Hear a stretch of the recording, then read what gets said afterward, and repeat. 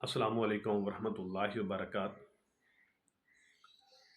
سیدنا ابو ہریرہ رضی اللہ تعالیٰ عنہ سے روایت ہے کہ رسول اللہ صلی اللہ علیہ وسلم نے ارشاد فرمایا، ایک شخص نے ایک پیاسے کتے کو دیکھا، کتے کے بچے کو دیکھا جو پیاس سے بلک رہا تھا اور پیاس سے مر رہا تھا۔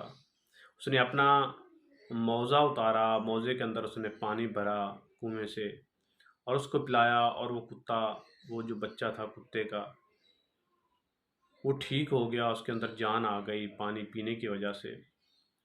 تو اللہ نے اس پانی پلانے کے اس عمل کی وجہ سے اللہ نے اس شخص کو جنت کا وارث بنا دیا۔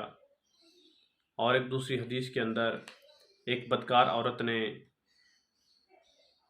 ایک ایسے جانور کو دیکھا جو پیاس سے بلک رہا تھا، جو پیاس سے مر رہا تھا، تو اس نے اس جانور کو پانی پلایا اور پانی سے وہ سیر ہو کے وہ بچ گیا۔ تو اللہ تعالیٰ نے اس عمل کی وجہ سے اس کی پوری زندگی کی گناہوں کو معاف کر کے، اس کی بدکاریوں کو اللہ نے نظر انداز کر کے اس عورت کو بھی جنت کا وارث بنا دیا۔ پانی پلانے کا اتنا بڑا عمل ہے، یہ سب سے بڑا صدقہ ہے، یہ سب سے بڑی نیکی ہے۔ اگر ہم پلا سکتے ہیں تو ہم لوگوں کو پانی پلائیں۔ پانی پلانا بہت بڑا عمل کا کام ہے۔ اللہ سے دعا ہے اللہ ہمیں پانی پلانے والا بنائے، اللہ ہمیں پانی صدقہ کرنے کی توفیق عطا فرمائے۔